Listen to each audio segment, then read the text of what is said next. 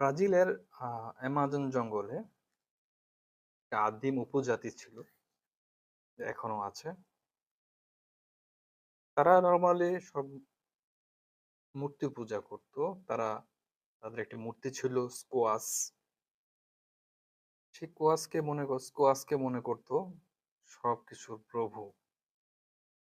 তো একদিন কি করছে এক বালক, ছোটবেলা থেকে স্কোয়াসকে তাদের প্রভু হিসেবে জেনে বড় হয়েছে।